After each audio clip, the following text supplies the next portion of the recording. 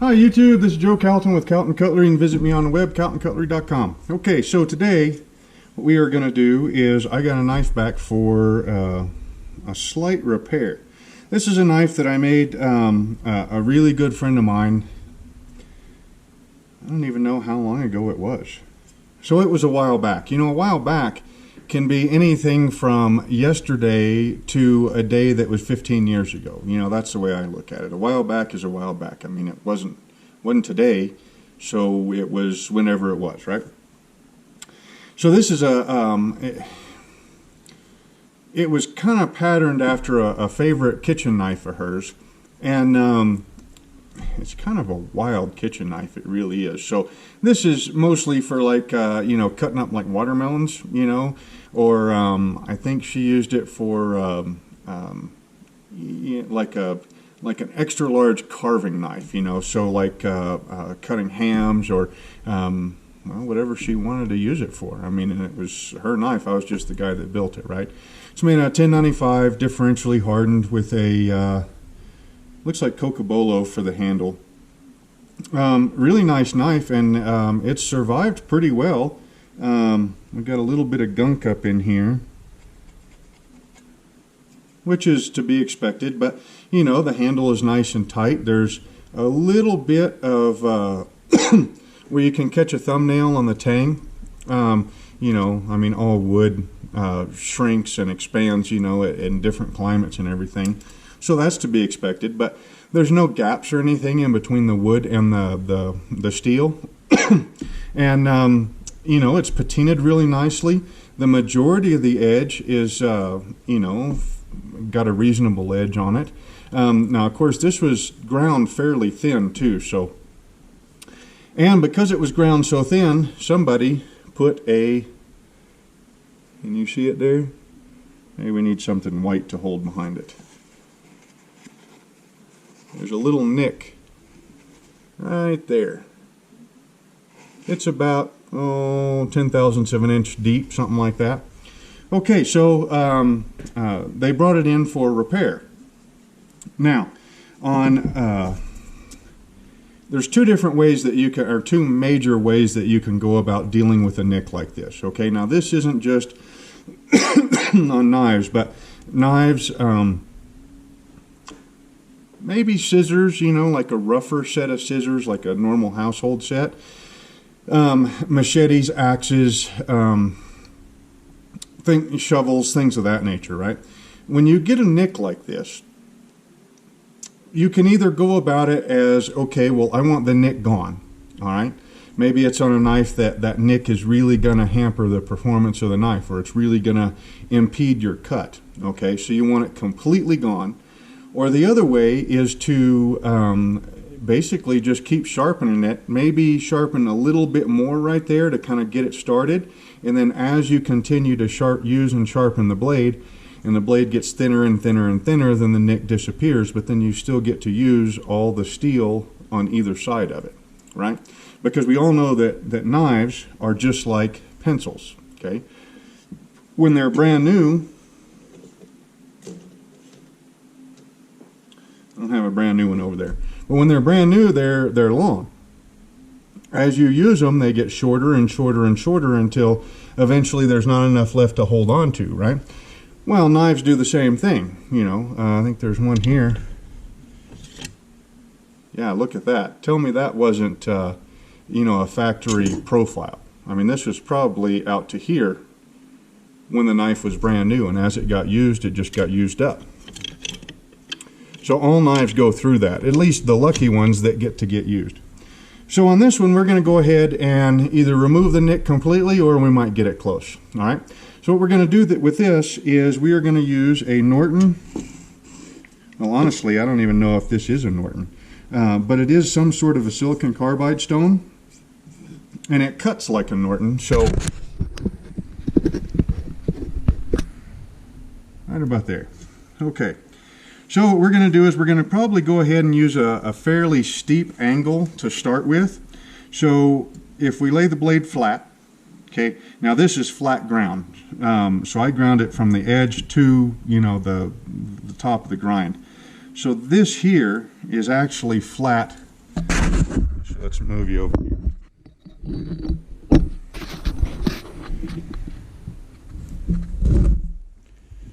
So this here is actually flat on the stone. Boy, that's a long blade. It's going to be up in your face the whole time, huh? So that's flat on the stone. That's the edge, or the blade bevels, and there's not really any edge bevels to speak of because I ground it really thin. Okay, so we're going to go ahead, and our normal sharpening angle is probably going to be somewhere around here. We're going to go ahead and raise it up just to be able to remove material faster around this nick. And we're probably going to concentrate mostly from here to about here or so to remove this nick, because there's no sense in wearing away this portion of the blade when the nick's not in there. So, but we do want to kind of feather that sharpening out to kind of keep the profile looking right. Okay, so we're going to raise the angle up quite a bit.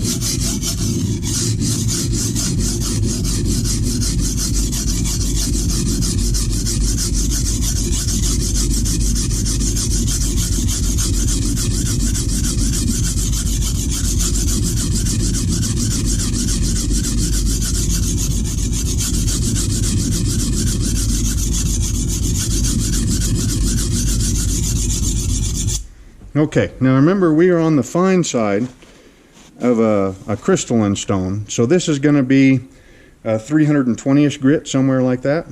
But you can see that we're already, I mean, we've got that nick about halfway gone. So now we'll go on the other side.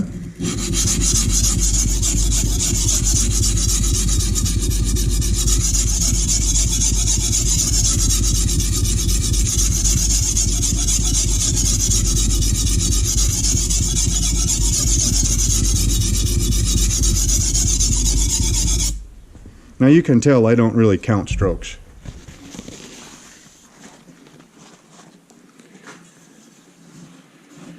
Now see, there it is. See how that line, our sharpening line, is now sharpening the bottom of the nick? Okay, so let's just go back and forth to kind of keep it somewhat even.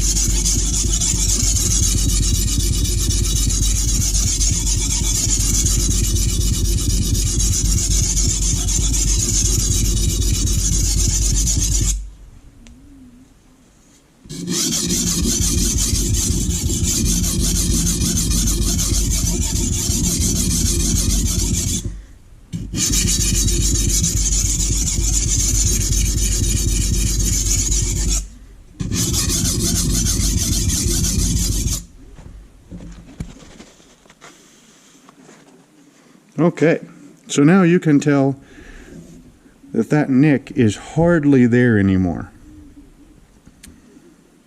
You see it?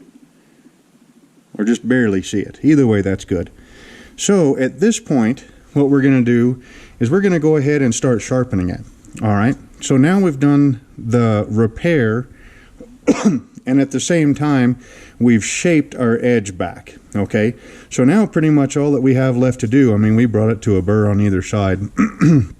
We can go ahead and catch the point and the belly up a little bit. We can go ahead and bring it to a burr on one side, move it to the other side, and then we can refine the burr for the whole blade, lighten it up, shear it off, and we'll be done. Oh yeah, that was a fine side.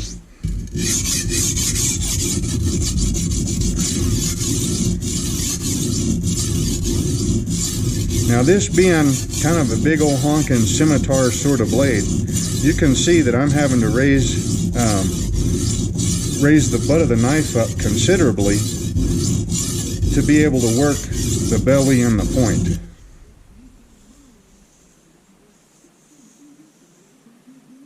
Okay.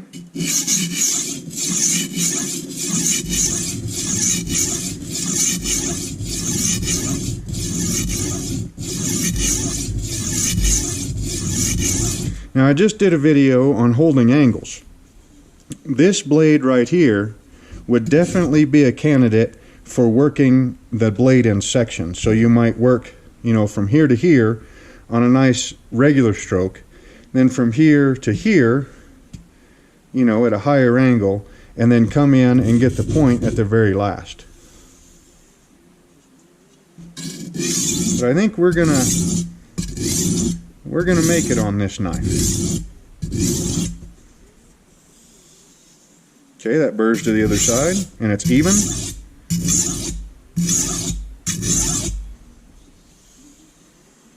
The burrs on the other side. Oh.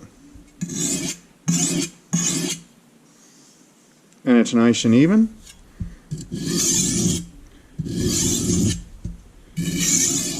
Now we're lightening up our pressure quite a bit.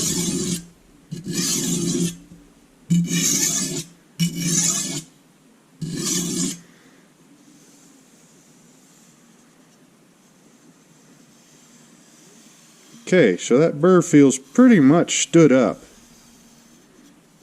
And where I can feel it, it's really, really fine.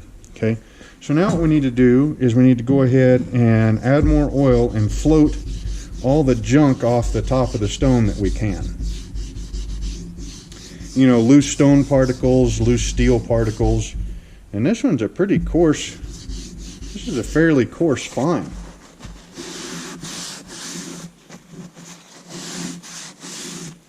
Which is okay.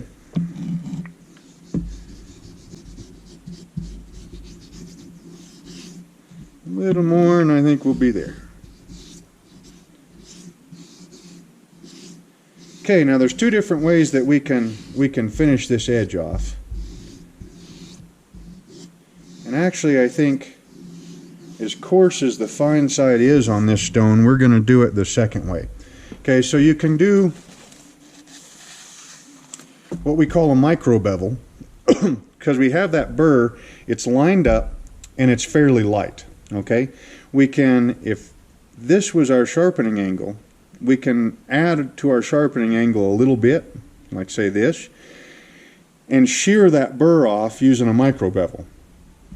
Or what we can do is we can go ahead and do a stone stropping motion, okay, like this, which will tend to max out the grit rating of the stone and get that burr just as fine as we can possibly get it, draw it through a piece of wood, old Murray Carter style, and then do a couple of more backstrokes on the stone to repair the damage that we caused by ripping the burr off in the wood.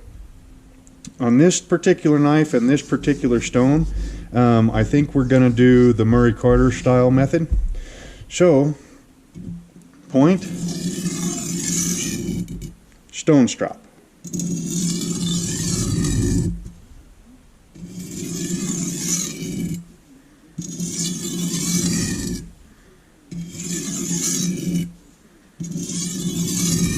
Now the reason that stone stropping maxes out the grit rating of the stone is because if you think like you're, you know, that tall and you're standing on the surface of the stone, or you're standing off to the side of the stone, and you're looking at the surface of this stone, that stone is going to appear to be like maybe a mountain range, right? Or maybe a flat desert that's got boulders all over it, right? Some of them are sticking halfway up out the sand, some of them are just barely poking out of the sand, some of them are all the way out of the sand, right? As that edge comes across the top of the stone, the edge is hitting the boulders that are standing all the way up out of the stone, the edge is running right into them, and it's smacking that edge and dulling it. If you're going over the, if you're drawing the knife over the stone, now the boulders can't smack into the edge kind of floats over it. All right. Okay, so we got that prep. Now let's go ahead and tear the burr off in the wood. And that just takes a couple of strokes, a couple of nice light strokes. Okay, now let's give it 2 or 3 nice light.